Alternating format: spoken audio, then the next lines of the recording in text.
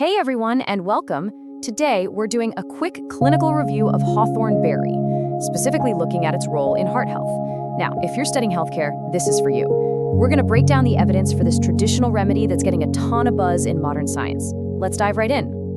So what are we looking at here? This is hawthorn. For centuries, it's been a cornerstone of traditional medicine.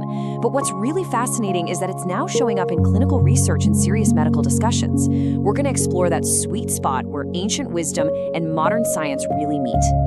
Okay, so here's our game plan. We'll kick things off with a quick introduction to hawthorn, then we'll focus on how it's used for angina. After that, we'll unpack how it actually works, check out the evidence for its use in heart failure, and then wrap it all up with the most important clinical takeaways.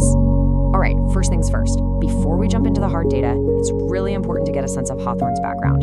We're talking about a plant that's been a trusted remedy for a long time. And get this, hawthorn is actually a member of the rose family. Traditionally, its uses have been almost entirely focused on the cardiovascular system. We're talking about everything from general circulatory issues and irregular heartbeats to high blood pressure. So with that history in mind, let's fast forward to today. In a modern clinical setting, when people talk about hawthorn, the conversation usually centers on one condition in particular, angina pectoris. So what exactly is angina? Let's make sure we're all on the same page here.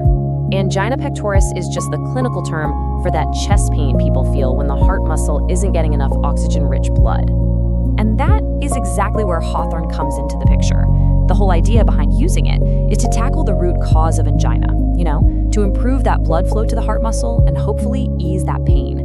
Which of course leads us to the big question for any clinical review. What's the mechanism of action?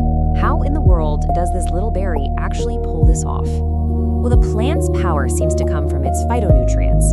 Researchers have really zeroed in on two main groups, proanthocyanins and bioflavonoids. You could kind of think of these as powerful antioxidants that just happen to have a special knack for helping out the cardiovascular system. Okay, so here's the play-by-play. Once these phytonutrients are in the body, they seem to go to work on the coronary artery. What they do is they cause the blood vessels to relax and open up a bit, or dilate. That widening of the artery is the key because it allows more blood to flow through, delivering much-needed oxygen right to the heart muscle. But the story doesn't stop with angina. The research on hawthorn also extends into heart failure. So let's take a look at what the studies have turned up there. And wow, some of the findings are pretty staggering. One study actually found that a hawthorn extract was just as effective as captopril. Now, captopril is a super common ACE inhibitor used for heart conditions.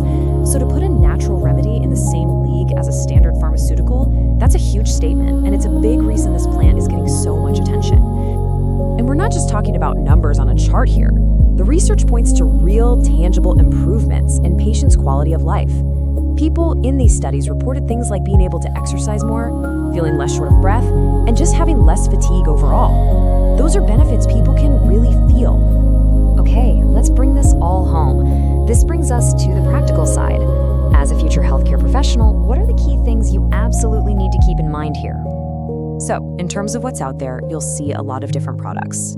Just for some context, a daily amount of around 1,080 milligrams has been noted in some preparations. But I need to be super clear, this isn't a prescription. The right amount always depends on the specific product and, of course, the patient. So after going through its history, the science, and the clinical evidence, what is the single most critical point you need to remember when you're thinking about hawthorn berry in a clinical setting? This right here is the bottom line. This is the big one. For all of its potential, hawthorn is not a do-it-yourself remedy. It should never, ever be used to replace a prescribed medication, and it's crucial that no one takes it without talking to a doctor first. For any patient with a heart condition, the rule is simple. Check with your doctor, always. It really makes you think about that balance between traditional potential and modern safety, and what that means for the future of medicine.